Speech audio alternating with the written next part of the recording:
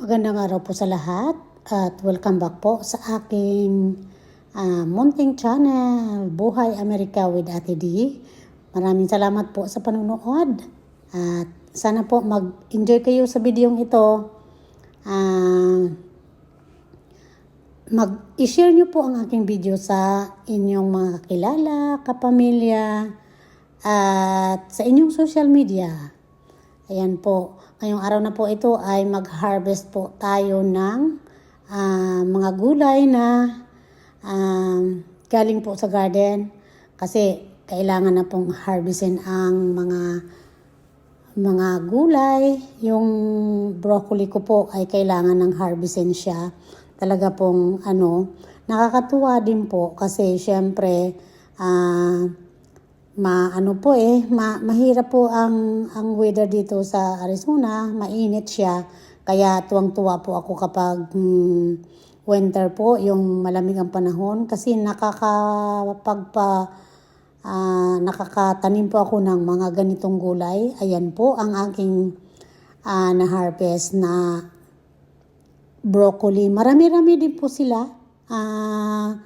Talagang ayan, nakakatuwa po. Talagang tuwang-tuwa po ako kasi ayan, makakakain po ako ng presko. Talaga siya, nagaling talaga sa garden. Ayan po mga kaibigan, talaga pong kung baga sa yung feeling na parang naka-jackpot ka. Ayan po ang feeling ko na talagang nakikita ko po yung pinaghirapan ko naman pagtanim sa garden na mayroon na akong na-harvest. O tingnan niyo po, ayan, 'di ba ayan, masarap po 'yan kasi pag niluto mo 'yan galing talaga diyan sa pagka-harvest mo, talagang napakasarap po 'yan kahit sa akin po, yung parang ini-steam ko lang po 'yan. Ayan, meron din po akong zucchini. So, ito na po yung na-harvest ko dito sa part na ito. Ayan, ito po yung ito naman, cauliflower po ito. Wala pa siyang hindi pa siya nagbubunga. Pero, malapit na rin po yan kapag ito kasi nagbubunga to mga bandang malapit na matapos ang winter. So, ayan. Ito naman ang aking lemon na may mga bulaklak din. Saka ito naman yung aking tanglad or lemongrass. Ano bang tawag dyan? Tanglad yan sa Bisaya. Ayan, lemongrass. Ito naman, ito?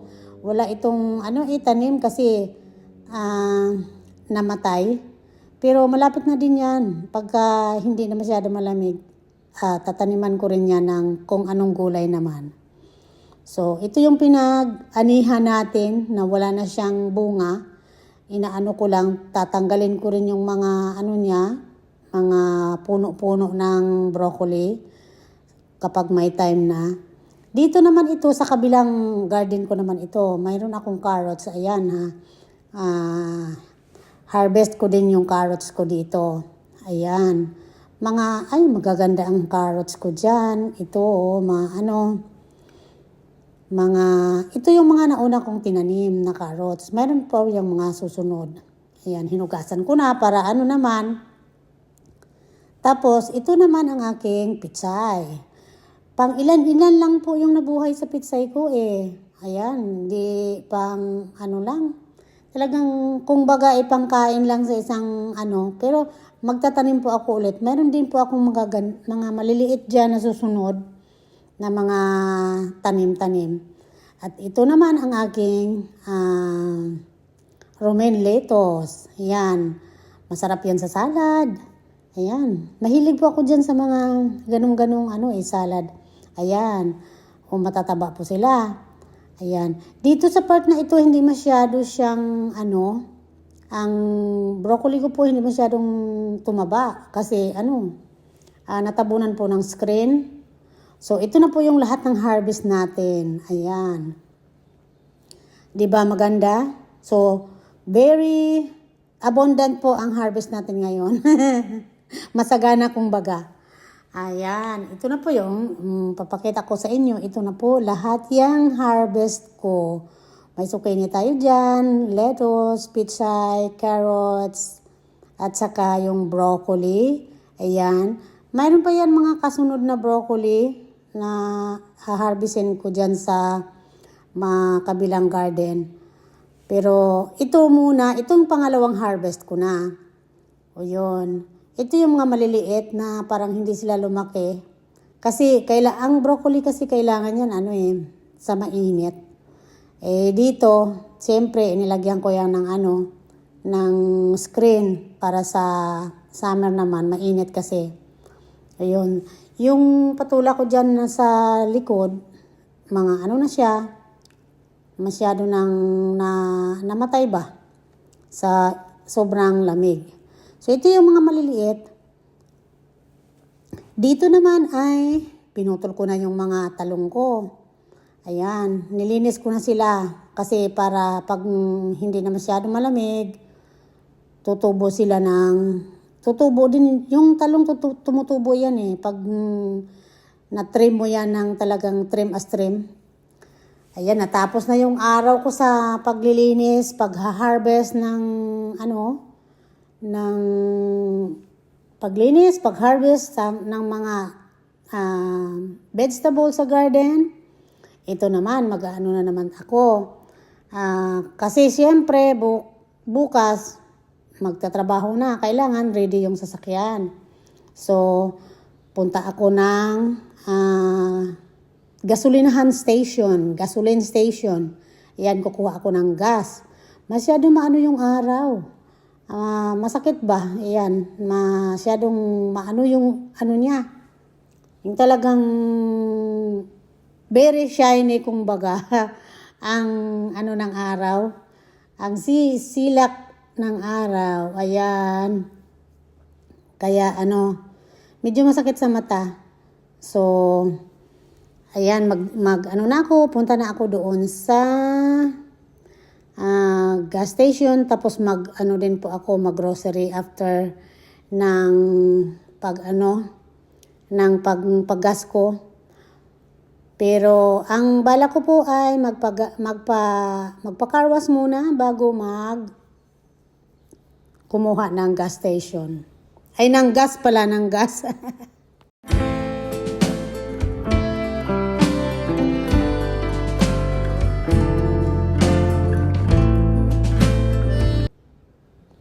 So, nasa na po ako sa car wash.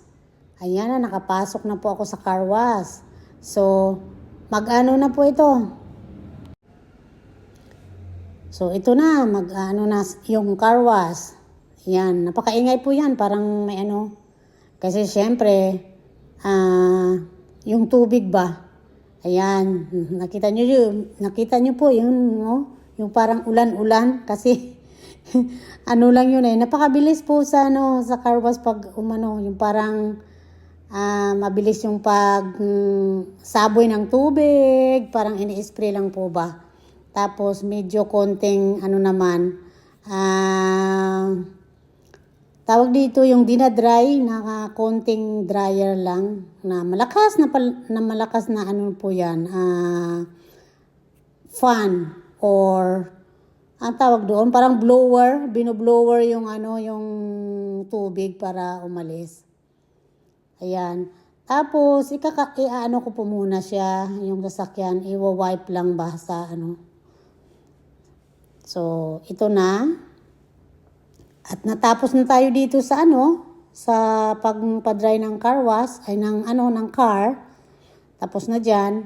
Pupunta na po ako sa ating pagkukuha ng gas doon sa gas station para nagmamadali din po ako kasi alam nyo, weekend kasi yun na nagsisirado ng maaga, alas 6. Nagsisirado yung yung gas station pag weekend, maaga silang so mga 5:30 na pala ng hapon. So, kailangan, nagmamadali talaga ako ngayon para makapunta na doon sa sa gas station kasi para hindi naman ako masiraduhan. Pero maganda sa dito sa gas station na ito. Ayan ayan, konting sasakyan lang. Kapag weekdays, nako, Diyos ko, marami. Puno yan, puno. Pero ngayon, siyempre, pag weekend, hindi masyado maraming sasakyan na kumukuha ng gas. Kaya, iyan lang, konti lang ang pila. So, ayan, nire-ready ko na yung aking wallet. Kukuha ng credit card dyan, para, alam mo na, dito, palaging slide. Card lang ang ginagamit pag pag bumili ng kung anong gusto mong bibilhin. So, ito, natapos na tayo ng pagkuha ng gas at pupunta na sa grocery. Ayan, mag-grocery muna para kukuha ng mga kailangan, prutas, pagkain para sa isang linggo. Ayan na. At para so, para naman mayroon tayong pagkain kasi magtatrabaho tayo ng isang linggo na naman. Kayod talaga, kayod dito. Parang wala akong pahinga. Kasi pag day off, ayan, maraming errands, marami kang gagawin. Maglilinis ka ng bahay, maglalaba, sasakyan mo, lilinisin mo pa. So, ito na, nakauwi na po ako. Ayan. So, maraming salamat po sa inyong lahat sa panonood at sana po nag-enjoy kayo sa aking konting video today. Maraming salamat po at sana po huwag kalimutan mag-subscribe, mag-like po, mag-comment po kayo below. Bye-bye po!